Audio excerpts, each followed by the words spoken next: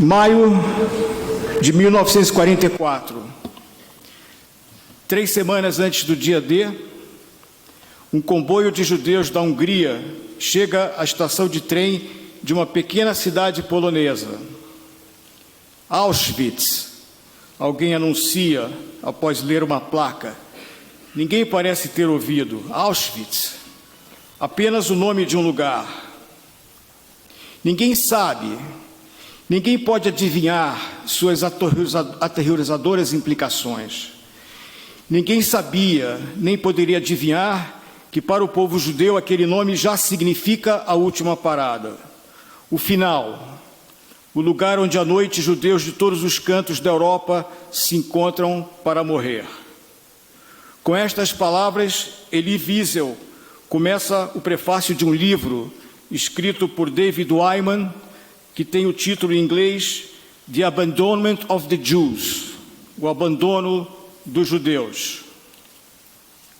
Elie Wiesel continua: os judeus húngaros naquele trem não sabem, mas os líderes do mundo livre, sim, sabem.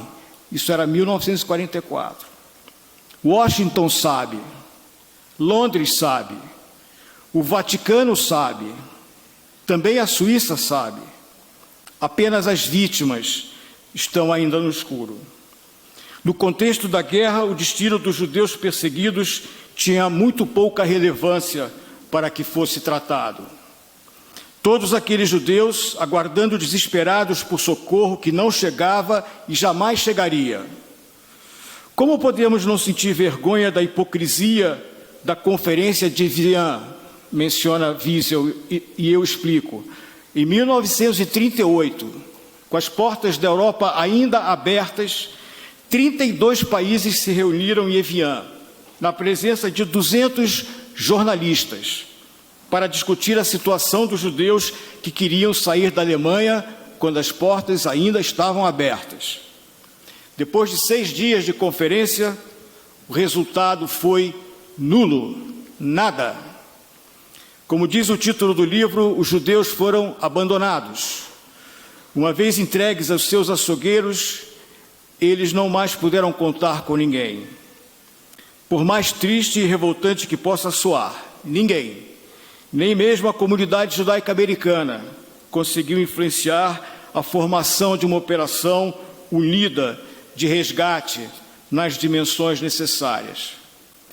Enquanto isso, de todos os cantos da Europa ocupada, trens seguiam chegando nos campos de extermínio, levando milhares de pessoas apertadas em vagões irrespiráveis todos os dias.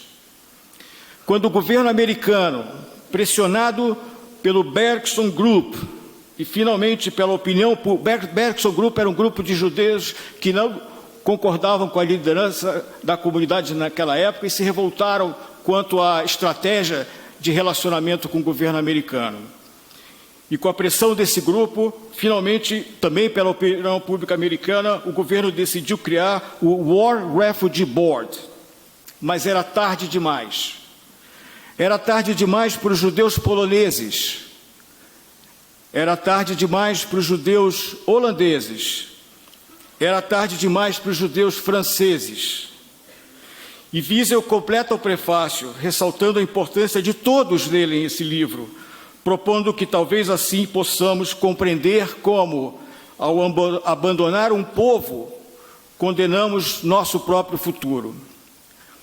Amigos, entre a ascensão de Hitler ao poder e a data que lembramos hoje, o mundo se dividiu entre os lugares onde os judeus não podiam ficar e os lugares onde eles não podiam entrar. Quem foi a Auschwitz lembra dessa placa. O lugar onde os judeus não podiam ficar e o lugar onde eles não podiam entrar. 27 de janeiro, data da liberação de Auschwitz, foi escolhida pela ONU como data para a lembrança da memória das vítimas do Holocausto. O certo seria chamar essa data de Dia da Vergonha da Humanidade. Da humanidade, pois salvo importantes, mas insuficientes exceções, centenas de milhares ou até milhões poderiam ter sido salvos. mas os países, na sua maioria, estavam com as portas trancadas para os judeus, inclusive a Palestina, sob domínio inglês, também. Triste, absurdo, inexplicável. Agradecemos e reconhecemos o mérito das exceções, corajosos embaixadores, cônsules, civis e todas as pessoas de bem que arriscaram suas vidas e utilizaram toda a sua capacidade para ajudar a salvar judeus.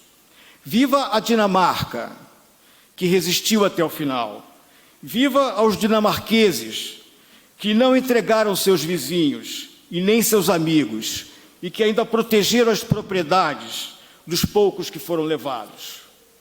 Viva ao rei da Dinamarca, que organizou a fuga dos judeus para a Suécia.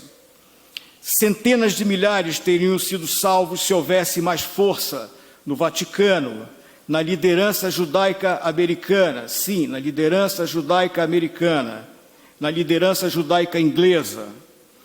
600 mil judeus húngaros, intocados até 1944, teriam sido salvos se os aliados não tivessem se recusado a bombardear as linhas férreas que levavam a Auschwitz. Meus amigos, em tempos em que o antissemitismo ressurge em locais jamais imaginados, toda essa história precisa ser rememorada, por isso estamos aqui. Aqui aprendemos, como judeus, que dependemos e dependeremos sempre da nossa própria capacidade para perpetuar o nosso povo, assim como sempre foi em todos os tempos.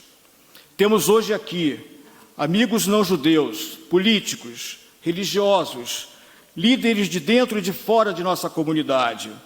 Nossa esperança é que a nossa memória esteja sempre viva e que tenhamos aprendido com o passado. Mas não tenhamos ilusões. Precisamos que os amigos não judeus não sejam Roosevelts, e sim Wallenbergs. Que os religiosos sejam mais corajosos que os daquela época. Que os líderes sigam o exemplo do rei da Dinamarca e que a humanidade tenha mais cidadãos como os dinamarqueses. Precisamos recusar e rechaçar do seio das Nações Unidas todos aqueles que negam a existência do Holocausto e que pregam a destruição de Israel. Evidente que aqui eu aponto para o Irã. Como judeus, devemos lembrar a todos os povos que o antissemitismo não é um problema apenas dos judeus e, como judeus, devemos estar sempre do lado certo da luta contra todos os tipos de discriminação e perseguição. Agora, acima de tudo, que lembremos sempre que a maior barreira de proteção que temos para que o Holocausto jamais se repita e para que a memória de suas vidas seja honrada é a existência independente, soberana, forte de um Estado chamado Israel. Boa noite.